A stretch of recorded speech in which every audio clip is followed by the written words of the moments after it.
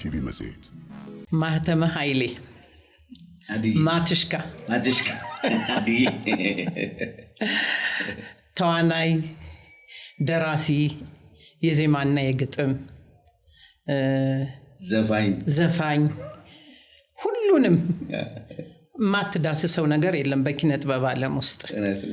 የዛሬ ጥሪን ተቀብለህ አክብረኸኝ ስለመጣ ከልብ አመሰግናለሁ። እሺ ከምን እንጀምር ማትሽካዬ? ያንተ ብዙ ነው እንግዲህ ወደ ኪነ ጥበቡ ዓለም እንዴት እንደተቀላቀልክ ከዚያ እንጀምር እስቲ። ኦኬ፣ ወደ ኪነ ጥበቡ ዓለም ተቀላቀልኩት ያው ከልጅነት ጀምሮ ውስጥ የነበረ ነገር ነው። ያው ሁሉም የተለመደው ያው በደርግ ስርዓት የኪነት ቡድን አባላት ውስጥ አንዱ ነበርኩ። ያኔ መናገሻ ሆለታ ገነት ጦር ትምህርት ቤት ውስጥ በመናገሻ አውራጃ የተደራጀ ኪነት ቡድን ነበረ። ከዛ ኪነት ቡድን ውስጥ ያኔ እንደውም ያኔ 7 ያክፍል ኦልሞስት 5 እስከ 7 ያክፍል ያለው የኪነት ቡድኑ አባል ሆኜ ነው እንግዲህ የጀመርኩት። በዛ የኪነት ቡድኑ አባል እንቅስቃሴ ውስጥ በዛ እድሜ የተለያዩ የኪነት ቡድኖችን ሳይ ስለነበር ክቡር ዘበኛን፣ ፖሊስ ኦርኬስትራን፣ ምድር ጦርን እድሉ ነበረኝ። ያው ሆለታ ገነት ጦር ትምህርት ቤት የተለያዩ እናት ሀገር ጥሪ ፕሮግራም ሊያሳዩ ሲመጡ ብዙ የሙከረጁ እድሉ ነበረኝና እነዛን የኮረሽኩ የተደራጀውን የኪነት ቡድኑን መመራው እኔ ነበርኩ በዛን ሰዓት ላይና በዛን ሰዓት ጥሩ ድምጻይ ነበርኩኝ እና የኪነት ቡድኑ አባል ሆኜ የመጀመሪያውን አደባባይ ያወጣችኝና በዛን ጊዜ በመናገሻ ኮሎቦ ከተማ ውስጥ የገበሬ ማህበሩ ቢያንስ በዛን ዘመን የ5000 ብር ባህር ዛፍ ሽልማት የተሰጠኝ ጊዜ መሆኑን አስታውሳለሁ። የባህር ዛፍ ነው ሽልማት የተሰጠኝ ገበሬ ማህበሩ። የዘፈንኩት የአልማዝ የምትባል የጅማ ኦርኬስትራ ዘፋኝ በጣም ማደንቃት አልማዝ የምትባል የሴት ድምጻዊ ነውና የዘፈነችው ለገበሬ ነበር። የሰው ነፍስ ያገር ጥላ ገበሬው ያውና ወይናናና የሚል ነበር። ኧረ ድምጽ ማትሽካ እሱ ዘፈንኩና የዛን ጊዜ ጀነራል ወርቁ ዘውዴ ይባላሉ የገነት ጦር ትምህርት ቤት እዛ የነበሩ እኔን ለማየት ከሆለታ ገነት እየመጡ መናገሻ ይከታተሉ ነበርና የኔን ለውጥ አይተው በኪነት ቡድኑ እንዲያርቱልኝ ድጋፍ ካደረጉኝ ውስጥ አንዱ እሳቸው ነው። ቀጥሎ ደግሞ ወርቅ አለማው ንጋቱ የሚባል በጣም ጎበዝ የነበረ የሀፓ የነበረ ልጅ ነው። የሀፓ ሙዚቃ ክፍል ነገር ነበር መሰለኝ። የተለያዩ ዜማዎችና ግጥሞችን እየሰጠኝ በቃ ዛው በስንት ዓመት ነው ያንን ድምጻዊነት ኦልሞስት በ11 ዓመቴ ነው የሆንኩት መዝፈን የጀመርኩት። የጀመርከው ደግሞ በሴት ድምጻዊ ነው? በሴት ባልማዝ እና በጣም እንድወደድ የሚያደርገኝ እሱ ዘፈን ነው። እና የዛን ጊዜ በጨረታ ያኔ 100 ብር ትልቅ ነው። ጨረታ ወጣች ዘፈንች አሁን የዘፈንኳት ዘፈን አስፋው ተጫን የሚባሉ መናገሻ አውራጃ ውስጥ የሆቴል ባለሀብት አሉና እሳቸው ጨረታዋን አሸንፏትና ዘፈኗ ምን ነበር? በምን ዙሪያ ነው ጨረታው? ያኔ እንግዲህ በደርግ ስርዓት ያለሽ የተለያዩ ፕሮፓጋንዳዎች ይካሄዳሉ። ስርዓቱ ስለሆነ የተለያዩ ቅስቀሳና የገበሬ ማህበሩ መስረታ አመታዊ በዓል ላይ ነው የተጫወቱት። የመናገሻ ገበሬ ማህበር ሲመሰረት የዛን ጊዜ በዛ ጨረታ ላይ ነው አቶ አስፋው ተጫን ያሸንፈው 100 ብሩ። ገበሬ ማህበሩ ደግሞ ብዙ ስንት ብሩን አልከ? 100 ብሩ ጨረታ ሸንፎ የተሰጠኝ የ100 ብር ጨረታ ምን ያህል ቫልዩ ምን ያህል ደረጃ ነበረው? 100 ብር ያኔ በጣም ትልቅ ቫልዩ አለው። ከዛ ያው እንግዲህ ወደ ኪነት እንደውም የዛን ጊዜ የሚገርምሽ አዲስ አበባ ውስጥ ኪነት አልተቋቋመም። አዲስ አበባ ድረስ አምጥተውን የነጸገ እሸቱ ምን ነበር የሚባለው የነሱ ቀበሌ ያኔ እነሱ ምንድነው ጠፋኝ ከፍተኛ ስንት ነበር እዛ በተሩሉ እናሳይ ነበር። ስንት ዓመተ ምህረት ላይ ነው ኪነት ጥበብ የሀፓ ካሱ ከተባሉ በኋላ የሀፓ በቀይ ሽብሩ ምን ከቆመ በኋላ ማለት ነው። ከቆመ በኋላ ያንን የክነት ቡድኑ እንቅስቃሴ ጀመረ። በየቀበሌው ክነት አዲስ አበባ 1970ዎች ውስጥ ማለት ነው። 1970ዎች ውስጥ ማለት ነው። እዛን ጊዜ ነው። ከዛ ያመጡን ያሳዩን ስለ የክነት ቡድኑ አባል እያደገ ሲል ከዛ በኋላ ቤተሰቦቼ በቀይ ሽብር ምክንያት ነበር ወደ መናገሻ የገባ ነው። አያቶች ያገር ስለሆነ ተመልሰን አዲስ አበባ ስንመጣ ያው አዲስ አበባ ውስጥ ከሙዚቃ ጋር ያው ያለው ህይወት እያደገ ሲል ናይት ክለብ ጃም ማድረግ ተጀመረ። ምን አለ የማንን ነበር የዛን ጊዜ የሚታንጎራው? በዛን ጊዜ ጫወት የነበረው የሙልቀንን ነበር። በጣም ግን የቴድሮስ ታደሰንም ጫወት ነበር። የኤፍሬም ታምሩን ጫወት ነበር። ትንሽ ሃይላይቶችን በፍቅርሽ መያዜን ባንቺ መተከሴ በፍቅርሽ መያዜን ባንቺ መተከሴ ያኔ ነገርኩሽን አውጥቼ ሚስጥሬን ይባባል። ይሄ በ1975 ዓመተ ምህረት የኤፍሬም ታምሩ የወጣ አልበም ነበርና በጣም ሞድለት ዘፈንና ናይት ክለብ ውስጥ ጥሩ ተወዳጅነት ያገኘለት ዘፈን። በጣም የገነነበት ዘፈን ነበር። የቴዲየንም ትንሽ ስም ጠርተሃል፣ ስለዚህ የግድ ነው። ቴዲ ታደሰን ነው አይደል? ቴድሮስ ታደሰን፣ ሙሉቀን መለሰን፣ ጥላሁንንም እጫወት ነበረ። በነገራችን ላይ ኦልዲስ ባንድ የሚባል አቋቁሜ ነበር። እኔና ፖል የሚባል አንድ ማሙድን የሚጫወት ጎበዝ ዘፋኝ አለ። ከሱ ጋር ሆነን ኦልዲስ ባንድን መስርተን ቬላ ቬርዲ ጀመረን ነበር።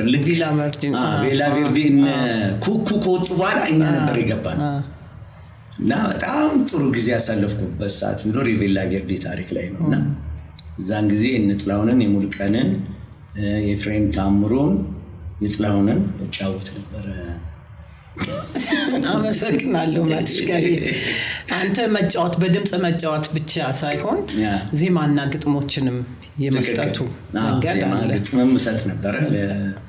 ለመሰረት በለጠ ሰጥቻታለሁ። ምን የሚለው የመሲ አሪቡን በል ወዳጄ፣ አሪቡን በል ወዳጄ እነ ተገኝታላሉ በደጄ፣ ተገኝታላሉ በደጄ የሚል ሰጥቻት ነበር። ተገኝታል ሳይሆን አልፋሃል አሉ በደጄ፣ አልፋሃል አሉ በደጄ ቢሆን ነበር። ለአሸናፊ ከበደም እንደዚህ ላሺ ወደ 4-5 ነገር ሰጥቻለሁ። እንደውም በጣም በቃ እሺ ወደ ሙልቀን ስታይል ለማምጣት ብዬ የሙልቀን ስታይል ኪዎችን ነበር ስሰጥና ለሱም ሰጥቻለሁ። ለእንትና ሌሞን መንግስቴም ሰጥቻለሁ። ሌሞን መንግስቴ ይመኒ ይመኑ መንግስት አስባራት ተጣወቁት ይችላል። በደም ጓደኛዬ ነው፣ ቤተሰብ ነን። ይመኒ ምን የሚለው የይመኑን ፍቅር አሁን አላስታውሰውም፣ ግን የሚገርምሽ እዝራ ሙዚቃ ቤት የታተመ ሙዚቃ ላይ ነበር፣ እሱ ላይ ነበር የሰጠሁትና አስታውሳለሁ እሱም። ከዛ የባህል ዘፋኞችንም ስማቸውን አላስታውስም፣ ለነሱም ይሰጣቸዋል። የራሴም አልበም የራስህ አልበም አላቀርለው በጣም በዚህ እንዴት ነበር የራስህ አልበም? የኔ መጥፎ ሰዓት ላይ ነበር የወጣው። የዛን ጊዜ አዳዲስ ዘፋኞች ባይተናል። የዛን ጊዜ አብረን ተነጋግረናል። ጠብታ ላይ እንደውም ፕሮሞት ያደረግሽኝ አንቺ ነበርሽና ጠብታ መጽሔት ላይ ጠብታ መጽሔት ላይ ትልቁን እንደውም የዋራውን ክብር ሰጥተሽኝ ትልቅ ውለታ ያልሽልኝ አንቺ ነሽና በወቅቱ የሚገርም ፀሐዬ ታስታውቂ? ፀሐዬ መጣ አንቺ ነሽ እንደውም እንትን ያልሽለት ሳቂልኝን ሳቂልኝ። ከዛ በኋላ እንትና ገና የመጡበት ሰዓት ነበር እና ቴዲ ራሱ የመጣበት ሰዓት ነው። እዛ መሀል ውስጥ እሳት ውስጥ መጣድ ማለት ነው። በጣም የምትወዳት ከዚህ አልበም ውስጥና ትንሽ ከሌላው ስራ ከፍ ያለ ነው የምትለዋን እስኪ እንዳትረሺ ሆነሽብኛል እኔ ጨነቀኝ ምን ይሻለኛል፣ እኔ ጨነቀኝ ምን ይሻለኛል ብትላለች። አትጨነቅ ፈልግና አገኛታለሁ እና እሷ አልበሜ ላይ እሱን ወደዋለሁ። እሺ ማትሽካዬ፣ እኔ እናንተ ይቅርታ ማትሽካ ያው በለመድኩት ነው ማተመ ኃይሌ፣ እኔ እናንተ የተገናኘባትን ወቅት ታስታውሳታለህ? እኔና አንቺ የተገናኘንባት በዛን ዘመን ዓመተ ምህረቱ ሩቅ ነው። በአበሻበሌ ሆቴል የመጀመሪያው ስብሰባ የተካሄደች ጊዜ በኮፒራይት ጭንቅንቅ ሰዓት ላይ ሙዚቃና የፊልም ስራዎች ብዙ ውጥንቅጥ ውስጥ በገቡበት ሰዓት ላይ አርቲስቱ ሆድ በባሰው ሰዓት ላይ የመጀመሪያ የአበሻበሌ የጊዜያዊ ኮፒራይት አሶሲዬሽን ማህበር ሲመሰረት ከስራ አስፈጻሚዎቹ ጋር አብረን ከተመረጥነው ውስጥ አንዱ እሱ በጣም ብዙ ውስብስብ ውጣ ውረድ ያሳለፍንበት ብዙ በጣም በቃ ብዙ መከራ ብዙ መስዋዕትነት የተከፈለበት ብዙ ሽኩቻ የነበረበት ያቺ ዘመን እየተጫወተልን ነው። በኮሚቴነት አብረን የሰራነው ያቺ ጊዜ መቼም አትረሳም። ትልቅ መስዋዕትነት የተከፈለበት በነገራችን ላይ ግን ትልቁ ለታስታውን ዶክመንት አለች። አንቺ እንዳም ልጥሩ ይችላልሽ። መጨረሻ ላይ ትዝልሽ እንደሆነ የኢትዮጵያ ሙዚቀኞች ማህበርን ካስመሰረትን በኋላ ዶክመንት ለያራሳችን አንድ አሰርተሽ ሰጥተሽናል። እንትና ጋር ማን ነው ሻሎ ዲቪዲ በዲቪዲ ተቀርጾ ምክንያቱም ታሪክ እስካሁን ድረስ አለ ሞር ደግሞ እዚህ ላይ ትልቁን አስተዋጽኦ ያደረገው መርሳት የሌለበት ኦዲዮ ቪዥዋል ኮሚቴ ውስጥ ይሰራ የነበረው ወንድሜ ሻማው ሪከርድ ያስደረገው ያንን ታሪክ እሱ ነው። እስካሁን ድረስ አለ። የኮፒራይት ሙያተኛ ተሰልፎ ያለ ሰላማዊ ሰልፍ የወጣንበት ጊዜ ሁሉ ሳይቀር አለ። ብዙ መስዋዕትነት ከፍለናል ዛሬ ላይ ለመድረስ ግን ወደ ኋላ ተመልሶ ማየት ግድ ነው። እንዴት እዚህ ታደሰው ለገብሬ ለኪነጥቦ ያለው ፍቅር ድርሻ ይሄ ነው ብሎ አይገለጽም። እንግዲህ የነሱ የኦዲዮ ቪዥዋል የነጋዴዎቹ ድርጅት ስራ አስኪያጅ ነው። ለኪነጥቦ በጣም ተቆርቋሪ ነበረው። እሱ ብዙ መስዋዕትነት ከፍሏል። ታደሰው ለገብሬ መቼም ሰው እኛ ሀገር ሲሞት ነው ታሪኩ ነገር በጣም ያሳዝናል። ነፍስ ይማረውና እስከ እስር ቤት እስከመሄድ ድረስ ቀላል መስዋዕትነት አይደለም የከፈለው። እውነትም ታዲያ ስንት የሙዚቃው ኢንዱስትሪ መስመር እንዲዝ ያልሰራው ያልከፈለው መስዋዕትነት የለም። ግን ጥቂት ሰዎች ዶሚኔት አድርገው የሱን በጎ ስራ ሸፍነው እንደውም ከዛ እሱ ጥሎ ሲሄድ ነው የተዝረከረከው። ኮፒራይት እንዲከበር ይሄ በማጭበርበር ደረጃ ያባዙ የሚያወጡት ሁሉ ኦዲዮ ቪዥዋል ላይ ስለነበር የማጋለጥ እንትኑ ነበረው። በዚያ ምክንያት እንዲታሰር ሁሉ ተደርጓል፣ ታስሯል። እና ብዙ መስዋዕትነት ለኪነ ጥበቡ ተከፍሏል ማለት ነው። ተከፍሏል። እውነት ነው። አሁን የተከፈለው ግን ምንድነው መሆን ያለበት ብለህ እንደው በግልህ የምታስተላልፈው መልእክት በዚህ አጋጣሚ ቢሆን የሙዚቀኛ ማህበሩን ለማሳደግ ስራዎቻችን ከፍ እንዲሉ መብታችን እንዲከበር በአግባቡ መጠቀም እንድንችል ብለህ የምታስተላልፈው መልእክት ካለ? በጣም አመሰግናለሁ። እነዚህ አሁን የሙያተኛው ትክክለኛው መብት እንዲከበር የሚያስፈልገው ዋናው የዚህን የቢሮ አመራር ለፕሮፌሽናል ሰዎች መስጠት። ሙያተኛው ሙያውን ብቻ መስራት ነው ያለበት። ራሱ ስራ አስኪያጅ ውስጥ ከሆነ ራሱ አመራር ከሆነ ራሱ መብት ጠያቂ ከሆነ የትም ፈቅ አይልም። በእርግጥ የኢትዮጵያ ሙዚቀኞች ማህበር ያስፈልጋል ሙያ የሆኑ ነገሮችን አስተያየት ለመስጠት፣ ሙያ የሆኑ ነገሮችን ግምገማ ለመስጠት። የዚህ ግን የመብት ጥበቃውን በተመለከተ ትክክለኛውን ክፍያ እንዲያገኙ አድርጎ ለተለያዩ ድርጅቶች መስጠትና እነሱ ራን እንዲያደርጉት ማለት ነው። ያን ጊዜ ሙያተኛው መብቱን ያገኛል። ራሱ የለበትማ። ድርጅቱ ተቋቁሟል። የተቋቋመው ድርጅት በባለሙያ ስራ አስኪያጅ ተቆጥሮለት ጸሐፊው ብቻ የዲፓርትመንቱ የሚያስፈልገውን አደራጅቶ ለባለሙያተኛ ለቢሮ ሙያተኛ ለተማረው ክፍል ለህግ ክፍሉ ምናምን ሰጫዋለሽ። ሙያተኛው ስራውን ይሰራል። ሙያ የሆኑ ማህበራዊ እንቅስቃሴዎችን ያደርጋል። ግን ቦርድ ይቋቋማል። የሙያተኛው ቦርድ አለ። ያን ድርጅት ከላይ ሆኖ የሚከታተል በቃ እንደሱ ቢደረግ ውጤታማ ይሆናል። እንደዚህ የፈራረሰ ነገር አናይ። 2-3 አይነት በርግጥ ህጉ ይፈቅድልሻል። እኔና አንቺም አንድ 50 ሰው ይዘን ኮፒራይት መብት ምናምን ላይሰንስ ከተሰጠን የተደራጀ ኃይልና ምናምን ካለ ላይሰንሱን ይሰጥሻል። ያ ግን የሆነው ነገር ውጤታማ አይሆንም። እኛ ሀገር በተለይ ለዚህ አይነት የስልጣኔ አካሄድ የተዘጋጀ ሰው ኃይል የለም። ስለሌለን ይህንን ለባለሙያ አሁን እነዚህ በህብረት ብሎ አይደለም የነጋሽ የሙዚቀኞች ህብረት ማህበር ምናምን ነው የሚባለው መሰለኝ። ኢቭን በጣም ማዝነው ልንገርሽ፣ ይሄ ሁሉ ሲመሰረት ቀድሞ ያን ያህል ዓመት አመራር ሲሰራ የነበሩትን ሰዎች እውቅና ሰጥቶ እንኳን ያሰናበት እኮ በምርጫም ደረጃ ለማህበሩ ለኢትዮጵያ ሙዚቀኞች ማህበር ተብሎ በአመራር ላይ የሚቀመጡት እኮ በየ4 ዓመቱ መቀየር አለበት የሚል ህግ ነበር። እኔ ዛን ጊዜ እንደሱ ነው። እኛም ያንን ጠብቀን ነበር። የዛን ጊዜ በእኔ ቦታ ላይ ጋሽ ዳዊትን ያስቀመጥኩት። አሁን ስንት ዓመት ሆነው? እኮ 3 መንግስት ሆነ ሞላ እኮ እና ምንም ለውጥ የለም። ያው ነው ለውጥ የሰው መቀየር ሳይሆን አመራር ላይ ያሉትን ሰዎች ለመቀየር ብቻ ሳይሆን እስራውስ ላይ ያመጣው ምንም ነገር የለም። ምንም ለውጥ የለም። እንደውም ትንሽ አንድ ሰሞን ላይ ልክ እናንተ አንቺ አስረክብሽ ከሄድሽ በኋላ ሙዚቃ ማህበሩ ጥሩ እንቅስቃሴ አድርገን ነበር። ሚዲያ ሁሉ ይዘን ነበር። ዜማ ማህሌት የምትል መጽሔት ጀምረን ነበር እኮ። ስለ ዜማ ማህሌትም ነው ሸገር 102 ላይ ነበራችሁ። አሁን ግን የለም አልኩሽ እኮ። ለምን ተቋረጠ? እርግጥ ጋሽ ዳዊት እኔ ነበርኩ በዛ እየደገፍኩት የነበረው። እኔ ደግሞ የራሴን ህይወት መኖር አለብኝ። ለዚህ ኪነ ጥበብ ሰው እንግዲህ ቅድም ተናግረሻል። ሳይከፈልም ሌሊት ተቀን እንደ ቀን ስራ ምንም አይነት ያውንም ክሬዲትሽ እንኳን ሳይታወቅልሽ ማለት ነው አገልግለሽ እንደ ውሻ ከመጣ። ዜማ ማህሌት ጥሩ ነበር እየተንቀሳቀሰ የነበረው። በዚያ በጣም ጥሩ ይንቀሳቀስ ነበር። ስታቆሙት መነጋገር የለም። በቃ ማቆም ነው። እኔና ጋሽ ዳዊት ብቻ ነን የምንሰራው ፕሮግራሙን። ምን ነው በቃ ምንም ትራንስፖርት ከኪሳችን ነው። ቀላል አይደለም ሚዲያ መስራት። 10 ዓመት እኮ ነው ይሰራል። እኮ እሱን ነው የምልህ። እሱ የ10 ዓመት እኮ የጋሽ ዳዊት መኪና እኮ ብትናገር አፍ አውጥታ ታወራለች። ጎማ እየፈነዳ እንኳን እየቀየርን ነበር የምንሄደው። ከዛ በኋላ ብዙ ድካም ኖሮ አትሊስት ለሌሎቹ ሰዎች ማስታወቂያ እንኳን እንዲያመጡ የሚተባበረን እንኳን አላገኘም።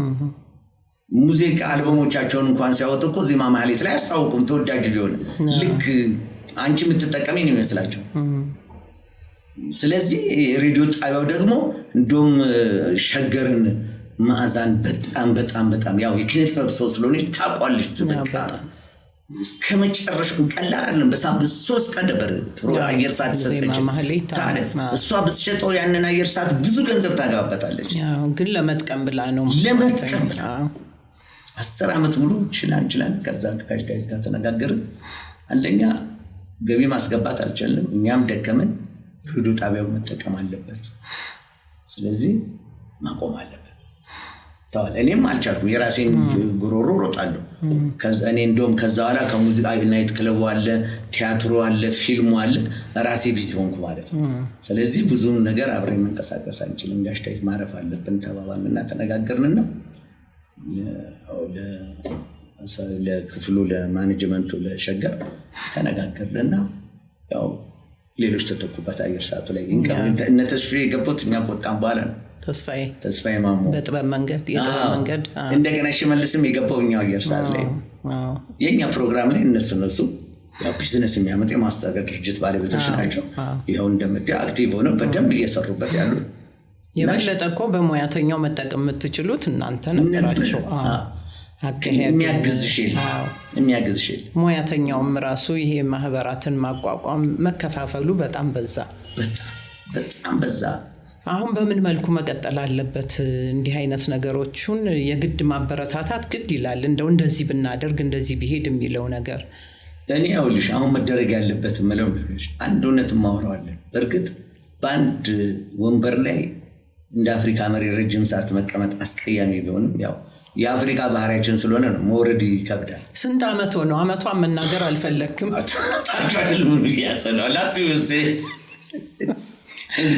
ከመለስ እኩል እኮ ነው የገባ ነው። በቃ እኮ ያኔ ኮርፖሬት ጊዜ ኮርፖሬት አሶሲዬሽን አቋቋመን። ከዛ በኋላ ካስረከብን በኋላ እኛ ስንት ዓመት ነው የሰራነው? 1994 ነው እኔ እንትን ያልኩት ዲዛይን ያደረኩት። ታዲያ እንግዲህ እስካሁን ድረስ እግዚአብሔር ይመስገን አላችሁ አለ። ታዲያ ምናምን አመጡ እኮ በስመ አብ ወወልድ ወመንፈስ ቅዱስ። ይህ ሁሉ ጊዜ መቀመጥ እኔ ለጋሽ ዳዊት ነው በቃ እንትን የምለው። ቻይ ነው ግን ጫንቆ ይችላል። ጋሽ ዳዊት ባይኖር ሙዚቃ ማህበሩ ይፈርሳል እኮ። አሁን አለ እያልከኝ ነው ሙዚቃ ማህበሩ። አትሊስት እሱ እንቅስቃሴው ግን የለም። እንቅስቃሴው የለም ግን ነው ያለው። ቢሮ ምን ይሰራል መሰለሽ? አንደኛ መታወቂያ ያገኙበታል። ሁለተኛ ውጭ ለመሄድ እንግዲህ ፔፐር ያስፈልጋቸዋል። ፔፐሩን የግድ ይሄ ማህበር ባይሆን ውጭ መሄድ ድላቸው አርቲስቶቹ በጣም አይሆንላቸው፣ ማይሳካልላቸው። ሶስተኛ የተለያዩ አግሪመንቶችን ያስተካክልላቸዋል። የውሎችን የዘፋኝ የምናምን ውሎች ምናምን አራተኛ ደግሞ የቀድሞ ዘፈኖችን መስፈን የሚፈልጉ ሙያተኞች አሉ አይደል አትሊስት በማህበሩ በኩል እንዲነጋገሩ ያስተካክልላቸዋል እነዚህን ትልልቅ ስራዎች እየሰራ ደብዳቤ መስጠት ማለት ነው ምንድነው ግን የማህበሩ እንትን ጠቀሜታው ሰራተኛ ይኖረዋል ወጪ ይኖረዋል ቤት ኪራይ ይኖረዋል እና በምንድነው እነዚህ ከቨር የሚደረጉ ሰራተኛ ኖሩና ጠለው ሄዱ ጻፊዎቹን በቃ መጨረሻ ካልተከፈላቸው 5,000 ብር በወር መክፈል አቅቶን ማለት ነው ለአንድ ጻፊ ማለት ነው ከዛ አሁን እንደውም ጋሽ ወንድሙ ቶላ መሰለኛው ቢሮን ጋሽ ዳይሶታ ሲገባ ቁጭ ብሎ የሚጠብቀለት ይህንን መሸፈን አልቻለ ከጎረቤቶቻችን ከደራሲያን ማህበር ጥንካሬን መማር አልቻለም ያው ሙዚቀኛ ታውቃለሽ ብዙ ጊዜ የሌሊት ስራ ስለሚሰራ ወይንም የኮንሰርት አታገኙም አይጨበጥም የሆነ ችግር ሲኖር ግን አክቲቭ ሆኖ እንቀሳቀስና ድራሻቸው ይጠፋል የኢትዮጵያ ሙዚቀኞች ማህበር አሁን የኢትዮጵያ ሙዚቀኞች ህብረት ማህበር ነው የሚባለው ጋሽ ዳዊትን የሚያግዝ ኃይል አዲሱ ትውልድ የሚንቀሳቀስበትን መንገድ ቢያመቻቹና ጋሽ ዳዊትን ቢደግፉ ጥሩ ነው ብዬ አምናለሁ ቢሮ መኖሩም ትልቅ ስራ እየሰራ ነው ያለው ቀጣውን እንግዲህ ከዚህ በኋላ የኮፒራይት መብት የሚከበርበት መንገድ መንግስት ሁሉ ነገር አስተካክሎ ጨርሷል እንደውም ማሽኖች ሁሉ መጥተዋል ነው የሚባለው በየሚዲያ ውስጥ በየቴሌቪዥኑ ሲሰራጩ ካውንት የሚያደርግ ልክ እንደ እንትኑ እሱ ነገር ቢስተካከል ኖሮ እያንዳንዱ ዘፈን ካውንት የሆነች ምን ያህል እንደተለቀቀ ሁሉ የሚሰራ ነገር እኮ ስለሱም ልጠይቅ ፈልጌ አንድ ወቅት ላይ የሙያተኛው ለምሳሌ አንተን ዘፈን እንደ ሳውንድ ትራክ ወይም ለሆነ ነገር ሲጠቀምበት ሬዲዮ ላይ ሲለቀቁ ክፍያ እንደሚደረግ ተነግሮ ነበር ተወርቶ ነበር እሱ ነገር ተግባራዊ ሆኗል አልሆነም እሺ አሁን ስልክ ጥሪዎች ላይ የምንጠቀምበት እሱ ክፍያ ያለው አሁን ያንተን ዜማ እኔ ለስልክ ጥሪ ባደርገው ለዚያ ክፍያ ያለው ወይ ለሙያተኛው አሁን እሱ አለ ከቴሌ ጋር አግሪመንቶች አሉ ቴሌ አግሪ ያደርግና ሪከርድ ይሆናል ምን ያህል ውል ቀጥታ ድምጻዩ ነው ግለሰቡ ሄዶ ነው እንጂ ማህበሩ የኮርፖሬት አሶሲዬሽኑ ማህበር አላቀም እንግዲህ ምን አድቫንቴጅ አለው እሱ በሱ በኩል ቢሆን ህጋዊነቱም አካሄዱም ትንሽ መስመር ይይዝ ነበር ፐርሰናል ከሚሆን በግል ሄደህ አንተን ከምትል በሙዚቀኛው ማህበር በኩል ቢሆን የበለጠ ውጤታማ ይሆን ነበር እንደሱ አይደለም አካሄዱ እኔ እስከማውቀው ድረስ ምክንያቱም ምን የራሴ አንድ ሙዚቃ ይዤ ኢንዲቪጁዋል ነው የገባው በማህበር በኩል አይደለም እነዚህ እንደውም እኔ አሁን እኮ ድምጽም የለም እንቅስቃሴ ወሬውም አይሰማም ኒውስም የለም እኮ እንዲህ አይነት ነገር ስለዚህ ሁሉም የየራሳቸውን ህግ አማካሪ ጠይቆና ሄደው ነው የሚሸጡት ሙዚቃዎቻቸው ምናምን ለቴሌ ብቻ ነው ከቴሌ ጋር ነው አግሪመንቱ ሬዲዮስ ላይ ሲለቀቁ የለም እሱ ክፍያ አልተጀመረም ኦኬ ግን የተወሰነ በአዋጅ ደረጃ ዋጋ ምናምን ወጥቶ ነበር ክፍያ የለም በዚህ ዜማና ግጥም ብቻ አይደለም የቲያትርም ድርሰት ቲያትር ላይ ትተውናለህ ቲያትር ድርሰት የራስም ዩቲዩብ ነበረ ስለሱ እስቲ ትንሽ አጫውተኝ በራሴ ዩቲዩብ ላይ ጥሩ እንቅስቃሴ ጀምሬ ነበር በተለይ ከ4 አመት በፊት ከ4 አመት በፊት ጥሩ ተንቀሳቅሼ ነበር ግን ያው እንደምታየው የካሜራ ፕሮዳክሽኑ ምናምን ክብድ ምናምን ስለሚል አቆምኩት ምክንያቱም አንደኛ ሲስተሙ አክቲቭሊ የሚደግፍ ሰው ጎጎን ያስፈልግሻል የሚያንቀሳቅስልሽ ጊዜ ሰጥቶሽ ላንቺ ስራውን የሚያቀናብርልሽ ምን የሚልሽ ምናምን ያስፈልጋል ስለዚህ የዛን ጊዜ የሚደግፉ ልጆች ነበሩ አሁን ግን እነዛ የሚደግፉ ደግሞ የራሳቸው ሩጫዎች ሲጀምሩ እኔም አቆምኩት አብዛኛውን አሁን እየተጠመርኩ ያለሁት በፊልም ስራና በቲያትሩ ላይ ሁለቱ ላይ እንደውም ከሙዚቃው ዓለም ኦሬዲ ሙሉ ለሙሉ ወጥቻለሁ ማለት ይችላልና ቲያትር ላይና ፊልም ላይ በብዛት አለ እስቲ ምን ያህል ቲያትሮች ላይ ተጫውተሃል ቲያትር ወደ 7 ቲያትር ደርሻለሁ ምን ናቸው በጣም እድለኛ መሆኔንም ነገርሽ ምንድነው ትልልቅ ቲያትሮችን ሳላስበው አግኝቻለሁ አውሮፓም ሄደሃል አውሮፓ ባዶ እግርን እንግዲህ ራይል ተሾመ መሐመድ ያዘጋጀውን ቲያትር እዛ ላይ ክሪቶን ገጸ ባህሪ ተውኝ አውሮፓን ግሪክን ለማየት ሁሉ በቅቻለሁ ትዝታዎችም አሏቸው እዚያ የተፈጸመው አውሮፓ እሷን ለማስታወስ ያክል ያው እንግዲህ ግሪክ ትልቅ ፌስቲቫል ባለም አቀፍ ደረጃ የተዘጋጀ ፌስቲቫል ነበርና ከአፍሪካ ቲያትሮች ተመርጦ ሄዶ የኛ ቲያትር ነበር። ከቲያትሩ ጦርነት በተጨማሪ ያው የሶቅራጥስ ታሪክ ስለሆነ የነሱ ሀገር ታሪክ ስለሆነ ያንን ማየት የጓጉበት ነው ያው። ስለዚህ ያንን መድረክ እድሉ አጋጠመንና ወደ ግሪክ ይዘን ሄድን። ግሪክ ይዘን በሄድንበት ሰዓት ላይ እንግዲህ ትልልቅ ፌስቲቫሎች የሙዚቃ ኮንሰርቶች ተዛግቶ ነበርና ከገባን ሰዓት ጀምሮ የነበረው ዝናብ እኔ በቃ በፊልም ላይ ነበር የማየው። እውነትም ዝናብ አውሮፓ ያቋርጥም ሲዘንብ ነው የሚባለው ነው ያየሁት ያኔ ነውና ከገባን ጊዜ ጀምሮ 7 ቀን ሙሉ ይዘንባል። የነዛ ቅዳሜና እሑድ እኛ ሰኞ ተሰጠን መስከረም ላይ ነበርና ለሌሎቹ ለአውሮፓዎቹና ለላቲኖቹ ለአሜሪካኖቹ ቅዳሜና እሑድ ተሰጣቸው። ታላላቅ ዘፋኞች ምናምን ነው መጥተው በእርግጥ ጥሩ የልምድ ነገር አየን። ሳውንድ ሲስተሙ በነገራችን ላይ የታወቀ ከክርስቶስ ልደት በፊት የነበረ ስቴጅ ነው።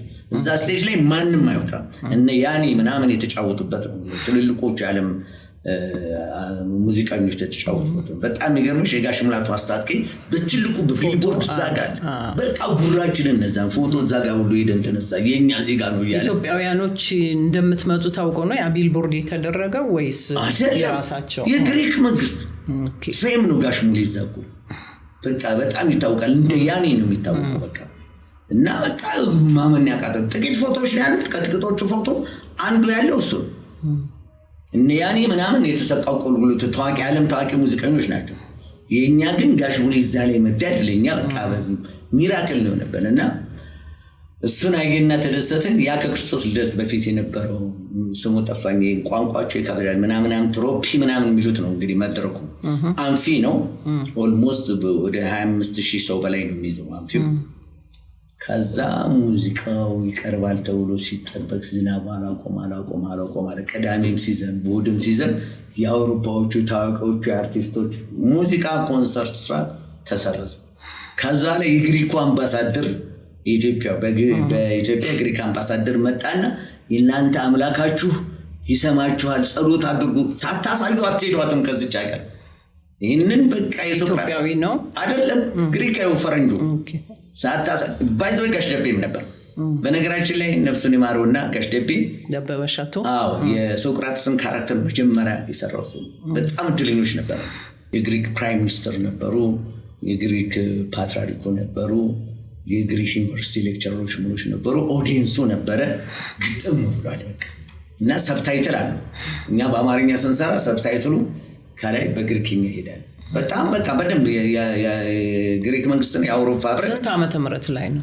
ስንት ነው? ከኮሮና በፊት ከኮሮና ሳይገባ ሌላም ሀገር ትሄዳላችሁ ብለው ኮሮና ሲገባ ነው የተሰረሰው እንጂ ፈረንሳይ፣ ጣሊያን፣ ካናዳ ልንሄድ ነበር።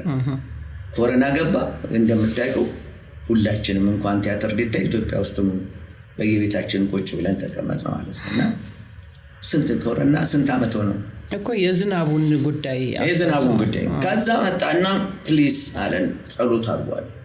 እኔ አሁን እንደምሽዳሴ ማርያም ይዤ ያልኩት መጽሐፍ የለም ቆምና ጀጣ ነው በቃ ጋሽ ሰሌ ነበር ክፍላችን ቆመን ጸሎት አደረግን። እንደው ልደታ መስከረሽ መስከረም 1 ግሸን ማርያም የምትከበርበት ዕለት ነው መድረኩ የምናሳየው ሰኞ።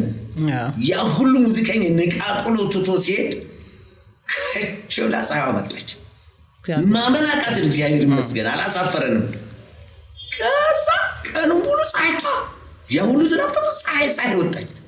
ከዛ ወዲንሱ ግጥም አለ።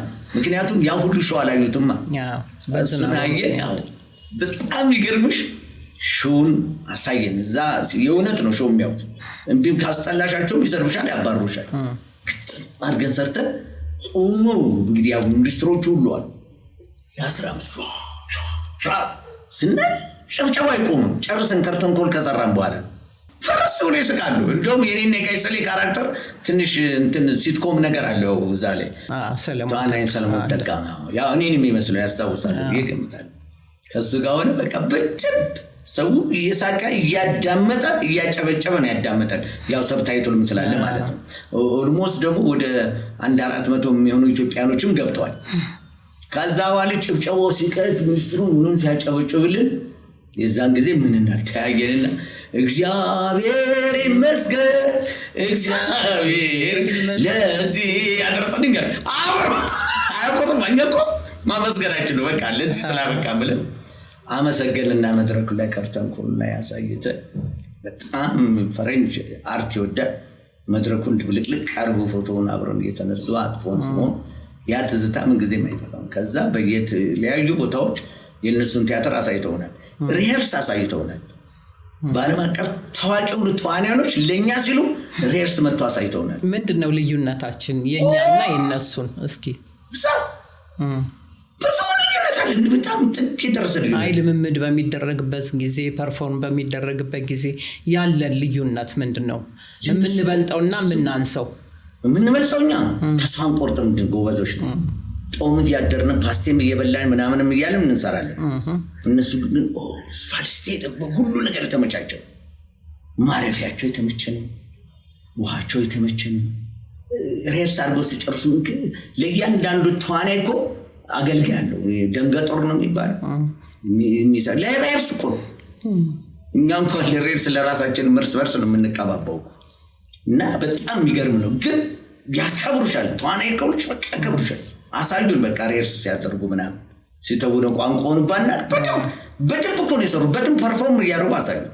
ስቴጁ የሚገርም ነው። የዛ ሀገር ቲያትር ቤቶች እንደኛ በቃ እንትን ምናምን የለም፣ ይዞራል፣ በቃ ይሽከረከራል። የምትፈልገው ፓርት ላይ መዞር ነው ምናምን መስከለከሉ እና ሰራውንድ ነው የቲያትር ቤቱ። እንደዚህ በሁሉም አቅጣጫ ነው ሰው የተለየ ነው። በቃ ግሪክ በእርግጥ የኪነ ጥበብ ሀገር ነች።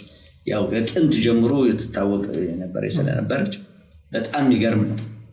ኢትዮጵያኖችን በጣም ሰዓት ሪት ያደረጉን የኛን ክብር ከፍ ያደረጉን ፖስተራችን ተለጥፎ ሁሉ ሲታይ ማመን እንኳን ባዶ እግር ተብሎ በየከተማው ምናምን በአቴንስ ላይ ምናምን በጣም እኮ ትልቅ ታሪክ። ምን ያህል ነበር የታየው?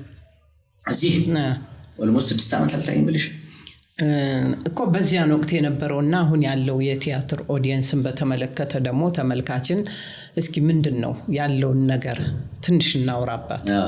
የቲያትር ተመልካች እየቀነሰ መጥቷል። ምንድነው ምክንያቱ? በኔ ነው።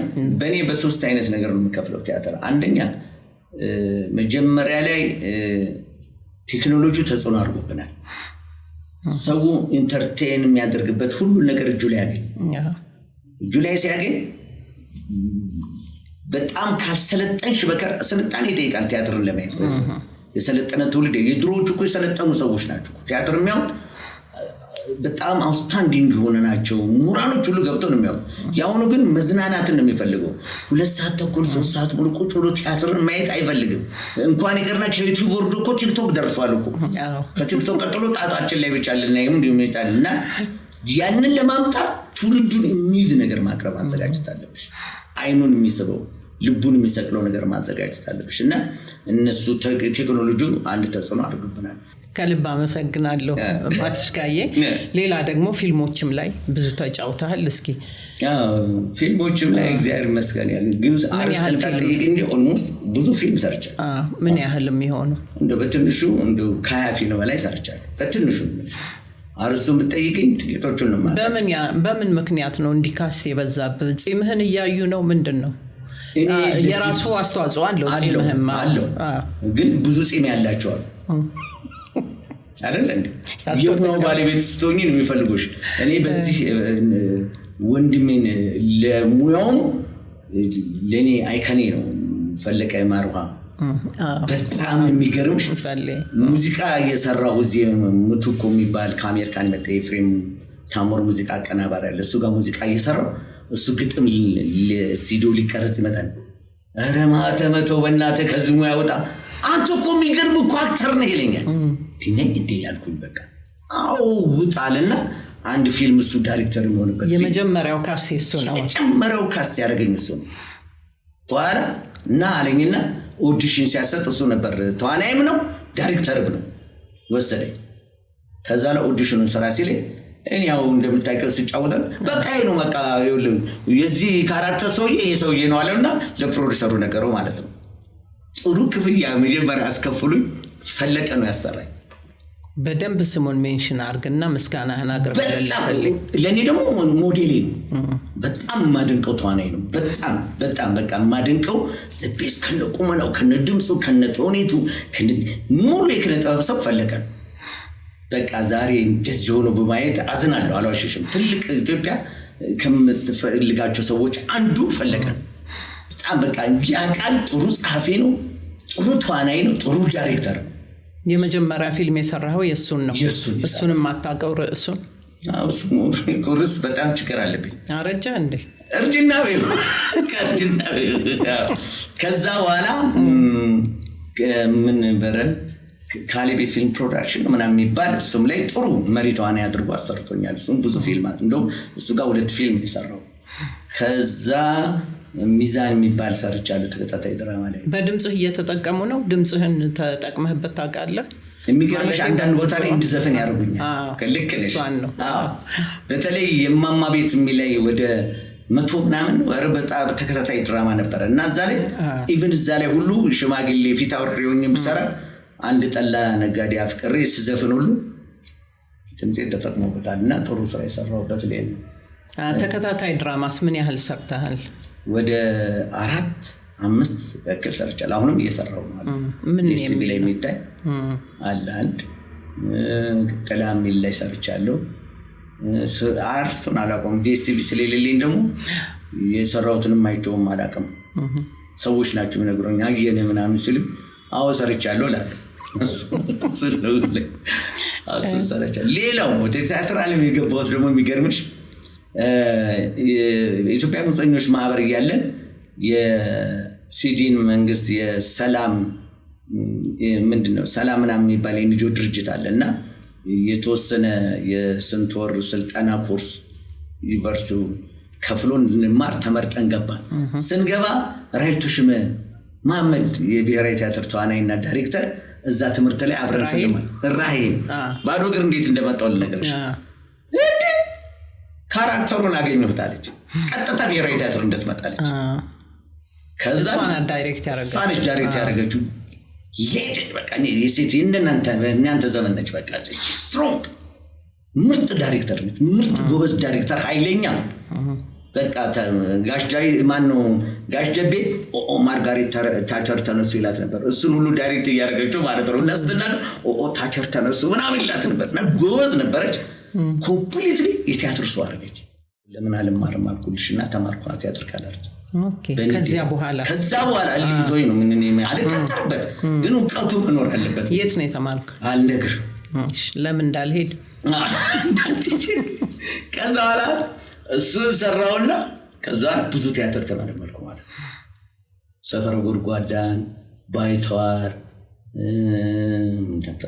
ብቻ መጣል ከዛ በኋላ አዳም ሰገድ ታላቁ አዳም ሰገድ ሲያሱ እሱን ከዛ በኋላ 12 እንግዶች አሁን የሚታየው ከዛ በኋላ አርሳቸው ጠፋኝ ብቻ ድሉ ገጠመኝ ሁሉም አገር ፍቅር እዚህም ሁሉ ገጠመኝ ብሔራዊ እንደገና ነው አሁን ሁሉ ዶክተር ተሻለ የሚያዘጋጀው ላይ ተሻለ ንጉስ አርማ ማለት ነው ኦኬ አምላኪ ድልኛ ተሻለ አሰፋ እሱ ያዘጋጀው ንጉስ አርማ ቲያትር ላይ በአሁን ሰዓት ተወዳጁ በነገራችን ላይ ስለ ኦዲየንስ ጉዳይ ለመጣልሽ ነው ያ ጥንት በነውጋዩ ድግነቱ ምን ያው ኦዲየንስ ለመጀመሪያ ጊዜ 2000 ሰው ገብቶ 800 ሰው የተባረረበት ቲያትር በዚህ ላይ ንጉስ አርማ ማመን እስታይቀተል አንቺ ለአንድ ቀን እሺ የመጀመሪያ በወራት ነው ስለ በሚቀጥለው ምን እንደዛው ነው በሶስተኛው ቀን እንደዚህ ነው ይሄው አራተኛ ሳምንት ይቀጥልልን ኦዲየንስ ተመልሶልናል ማለት ተመልሷል አሁን የመጣው ኦዲየንስ መንከባከብ በቃ ጥሩ ስራዎችን ያቀርቡ ጥሩ ነገር ፋሲሊቴት በነገራችን ላይ አንድ ኮንግራቹሌሽን መልሽ ኢትዮጵያ ብሔራዊ ቲያትር ለረጅም አመት ከ15 ብር 80 ብር ገብቶ ሲከፈል ትናንትና 200 ብር ገባ ተመስገን በቃ ቢያንስ የሽሮ ዋጋ አግኝተናል የባየና ዩቲዩብ አይደርስ የቦዘና ሽሮ እግዚአብሔር ይመስገን 200 ብር ገብቷል ይሄ ትልቅ ምስራች ነው ምክንያቱም በርገር በ500 ብር የበላ ቲያትርን በ80 ብር ማየት በጣም ያሳፍራል ነገር ነው አይሁን ይሄ ለውጥ መጣል በቲያትሩ መድረክ ላይ እና ኦዲየንሱ ጥሩ ተመልሷል ጥሩ ዝግጅት ነው የተዘጋጀው በቃ ንጉስ አርማን እንግዲህ ከዛሬ 24 አመት በፊት ተሰርቷል በነጋሽ ፈቃዱ ተክለማርያም ለዚሁ ዝራነ ተስፋዬ ገብረሃናን የሚያክሉ ታላላቅ አርቲስቶች ክፍያው ለኪነ ጥበብ የሚከፈሉ መስዋዕትነት ከዛ መጥተሽ ከአውስትራሊያ መጥተሽ ያውን ፋሚሊሽን ትተሽ ተስፋዬ ለጥበብ ያለው ፍቅር ይለያል። እኔ እንደሱ አይቻላል በጣም እመሰክራለሁ። አንቺ ለሱ ወዛደር ሆኗል። ይሄ ቲያትር ሲሰራ ቀለም ቀቢ ነው። እኛንም ዳይሬክት ያደርገናል፣ ይደግፈናል። ብቻ ማመንም ያቅትሽ ለሙያው ክብር አለው በጣም ከምንም በላይ። በቃ እሱ የተፈጠረው ለዛ ያለሱ መኖሩም የሚችል አይመስለኝም። ለዚህ ነው ብጻት ነው እንግዲህ ብጽን ታውቂያለሽ። አይ ነው አውቃለሁ። እንግዲህ ለሱ ስትል ከአውስትራሊያ መጣ የተከፈተለት መታየታለች አይታለች ተመልሳ ሄዳለች። አይገርም እንዴት ፍቅር ደስ አይል። እግዚአብሔር ይመስገን እግዚአብሔር ይመስገንና በጣም ተስፋዬ ገብረሃና በጣም ትልቅ ክብር አለኝ። በጣም በጣም በጣም በቃ አሪያ የሚሆን ምሽል ነው። የድሮዎቹን አይነት ሞዴል ነው። በቃ ሞዴል የምትያቸው ከአዲሱ ከነ ወጊሾ ከነ ደቤ ቀጥሎ አይከን የምትፈጥሪው እንደነ ተስፋዬ ገብረሃና አይነት ሰዎች ነው። ሌላው ተስፋዬ ስማ ያው ከአሜሪካን እዚህ ቢመጣ ትልቅ መስዋዕትነት እየከፈለ ነው። ክፍያውን የቲያትር ቤቱን አነሽ ለፍራንኮ ብሎ አይደል ለኪነ ጥበቡ ሲሉ ነው እና አሁን የመጣው ዲስ ጥሩ ነው።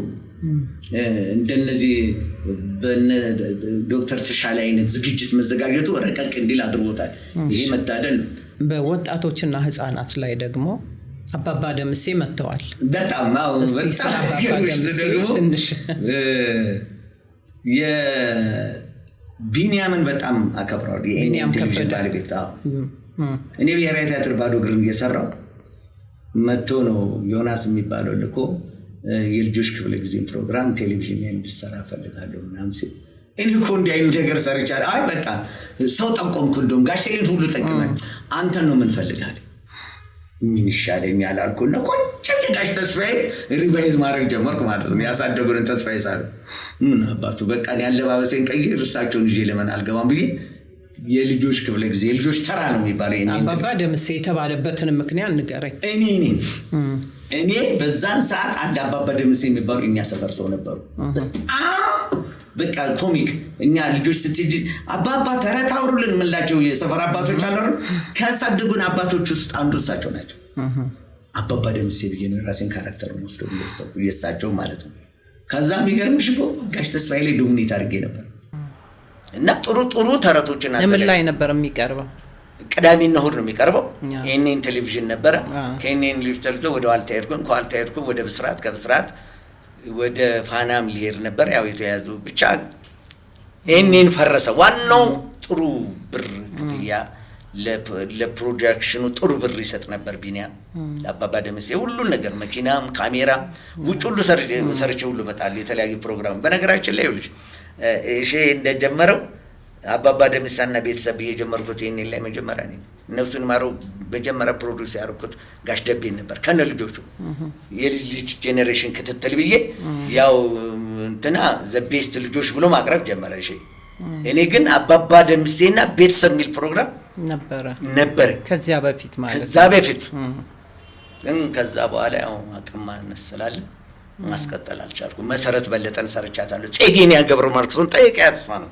ጸዲንም እንደውም ያንቺ እንግዳ ታደርጋታለች። እሷም ቤት ከነ ልጆቿ ሰብስቤ ከልጆቿ ጋር ፕሮግራሙን ቤተሰብ ፕሮግራም ምናምን ያ አሳድጌው ነበርና በዛ ጥሩ ስኬታማ ሆኜ ነበር።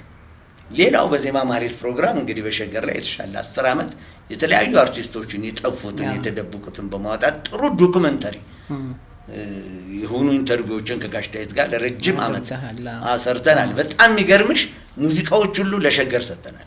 ሪል ቴፕ ሁሉ ሳይቀር ካሴቶች ሁሉ ከኢትዮጵያ ሙዚቀኞች ማህበር ከሙዚቀኞች ሙዚቃ ቤቶች ፋሲልን ለነግሻለሁ እሱ ማስተር ካሴት ሁሉ አምጥተን ጭነናል። የድሮ ኦልዲስ ዘፈኖች ፋሲል አበሻ ሙዚቃ ቤት ከሱ ጋር ሆነን ሸገር ሬዲዮ ጣቢያ ላይ ያው ዜማ ማህሌት ፕሮግራምን እድሜ ለማዛ ብሩ በጣም እናመሰግናት እናከብራት። ለ10 አመት ጥሩ ፕሮግራም ሰርተናል። እንደውም እንትና በጣም አዘነ ስንወጣ ለዛ ዋርድ ብርሃኑ ድጋፌ ልክ ዜማ ማህሌት ሰቀን ነው ሞዴላችን ናቸው። የኛ ላይብራሪዎቻችን ናቸው። መውጣት የለባቸው ሁሉ ብሎ በጣም ተሰምቶታል። በጣም ቀና ሰው ነው። በጣም ቀና ሰው እና በቃ እኛ እኮ ዜማ ማህሌት ለኛ ዶክመንታችን ነውና ዲት ማቆም ያለባቸው ምናምን ብሎ ትንሽ ዲፌንድ ያደረገው ሁሉ እሱ ነበርና ብቻ ጥሩ ጊዜ ያሳልፈናል። አመሰግናለሁ ማትሽ ጋዬ። እስቲ ቀረ የምትለውና ሌላ የምታስተላልፈው መልእክት ካለ? ቀረ ምለው የለም። ቀረ ምለው ሳይሆን ደስ ያለኝ ነገር ነው። ከጠብታ መጽሔት ወደ አዲ ጠብታ በመምጣትሽ በጣም ደስ ብሎኛል። ያንቺ ትልቁ ፕሮሞሽን ነሽ። ለኪነ ጥበቡ ዘርፍ ብዙ ድጋፍ አድርገሻል።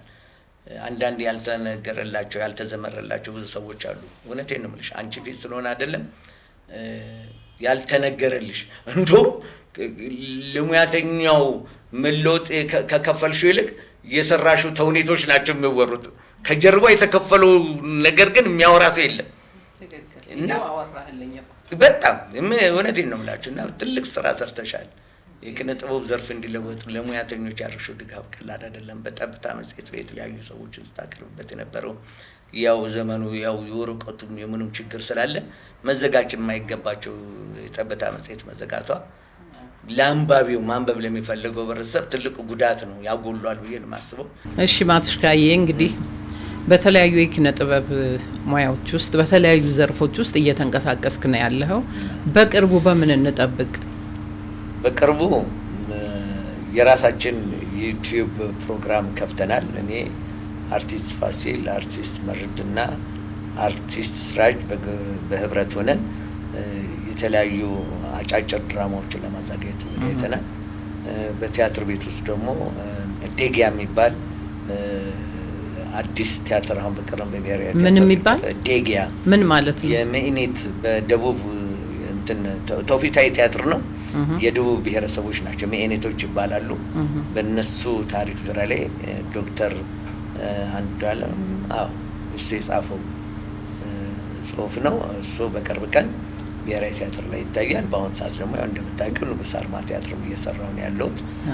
ሌላው አንድ በቅርብ ቀን የሚወጣ ፊልም አለ። እሱ ፊልም እንግዲህ ሲወጣ ላይ እዛ ላይ መሪ ተዋናይንም ሆኜ ሳውንድ ትራኩንም የሰራሁት እኔ ነኝ። ያው አልበም ነው የቀረ አልበም ነው የቀረኝ። ያው እንግዲህ አልበም እንኳን በአልበም ደረጃ የለም። አሁን ምናልባት ከሙዚቃ ጋር የተያዘ ነገር ከሰራው የፊልም ሳውንድ ትራኮች ነው እንጂ በሰራው ወደ ሙዚቃው ዓለም ውስጥ ሙዚቃ ገባለው ያሳለ። ምን ያህል የፊልም ሳውንድ ትራኮች ሰርተሃል እስካሁን ድረስ? እስካሁን እንኳን 3 ነው የሰራሁት። 3 ናቸው። ከ3 ውጭ አልሰራሁም። አሁን ግን ወደፊት በደንብ በሰፊው በጽሁፍም በዜማም ልሰራ አቅጃለሁ። እነሱን የልጆች ክፍለ ጊዜ ፕሮግራም እንጀምር ዝግጅት ላይ ነኝ። አሁን አንድ ቴሌቪዥን ጣቢያ ጋር እየተነጋገርኩ ነው። እሱ በቅርብ ቀን እንጠራለን ብሎኛል። ያ ቴሌቪዥን ጣቢያ ከጠራኝ ዩቲዩብ ላይ ያለውን የልጆች ፕሮግራም ከቲቪው ጋር አግሪመንት ይገድ ማስፈልግ ስለሚያስፈልግ ላልሰራው ይችላል። ከቲቪው ጣቢያ ጋር ግን ካልተስማማን የልጆች አባባ ደምሴ ፕሮግራም በቅርብ ቀን ከመስከረም ጀምሮ ይቀጥላል። እሺ ማህተመ ኃይሌ እንግዳ የሆነ ስለመጣ ይሄን ያህል ጊዜ ስለሰጠኸኝ ከልብ አመሰግናለሁ። በጣም አመሰግናለሁ። አድያንቸው ኑርልኝ። የተከበራችሁ ተመልካቾቻችን የዛሬው እንግዳዬ ሁለገቡ አርቲስት ማህተመ ኃይሌ ይባላል።